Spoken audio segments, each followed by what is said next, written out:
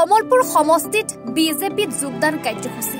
বিজেপিত যোগদান কংগ্ৰেছ দলৰ অখুৰা কেটেকিবাৰীৰ আঞ্চলিক সদস্য পদৰ বিজয়ী মীনা বেগমৰ সমষ্টিটোত একমাত্ৰ আঞ্চলিক সদস্যগৰাকী বিজেপিত যোগদানৰ পিছত কংগ্ৰেছ মুক্ত হল কমলপুৰ সমষ্টিৰ আঞ্চলিক পঞ্চায়ত সমষ্টিটোৰ বেজাৰত অনুষ্ঠিত হোৱা উত্তৰ কামৰূপ জিলাৰ কাৰ্যনিৰ্বাহক সভাৰ পিছতে যোগদান কৰে কংগ্ৰেছ নেত্ৰীগৰাকীয়ে ৰাজ্যিক বিজেপিৰ সভাপতি দিলীপ শইকীয়াৰ উপস্থিতিত আঞ্চলিক সদস্যগৰাকীৰ লগতে প্ৰায় 50 গৰাকী বিভিন্ন দলৰ নেতা কৰ্মীয়ে যোগদান কৰে বিজেপিত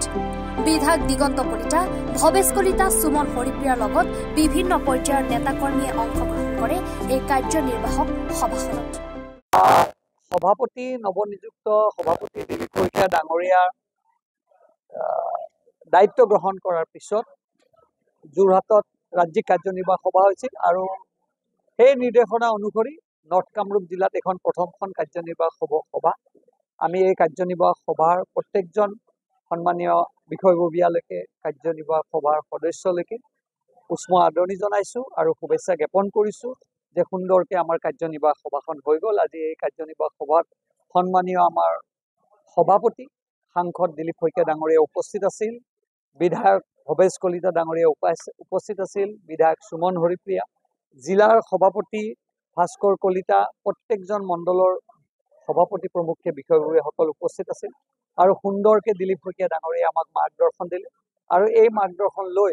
অনাগত দিনত আমি মণ্ডল আৰু বুথ স্তৰত আমি সংগঠনৰ কাম কৰাৰ কাৰণে আমি সংকল্প লৈছোঁ ইয়াৰ লগতে আমাৰ আঞ্চলিক পঞ্চায়তৰ এটাই সদস্য জিকিছিল কংগ্ৰেছৰ আজি কংগ্ৰেছ মুক্ত কৰাৰ যি সংকল্প আছিল উখুৰাৰ তেখেতো আমাৰ সন্মানীয় বেগম বাইদেউ আজি আমাৰ এই দলত ভাৰতীয় জনতা পাৰ্টিত যোগদান কৰিছে আৰু এটা মেম্বাৰ আমাৰ এজন মেম্বাৰ আছিল সন্মানীয় নিৰ্দলীয় তেখেতৰ ঘৰত বেমাৰ হোৱাৰ কাৰণে নকৰিলে কিন্তু আমি এতিয়া কমলপুৰ সমষ্টিত 24টা আঞ্চলিক পঞ্চায়তৰ ভিতৰত 24টাই ভাৰতীয় জনতা পাৰ্টিৰ 22টা ইতিমধ্যে বিজেপি আৰু এলায়েন্স হৈছে আৰু দুটা বাকী আছিল সেই দুটা আজি আনুষ্ঠানিকতা আমাৰ বাকী আছিল আজি আনুষ্ঠানিকতা কৰিলে আমি কংগ্ৰেছ মুক্ত কৰাৰ যি সংকল্প এই সিদ্ধিলৈ আজি যাত্ৰা আৰম্ভ হ'ল বাইহাটা চাৰিআলিৰ পৰা বিজুমাৰ ৰিপৰ্ট এনি ভাৰত 24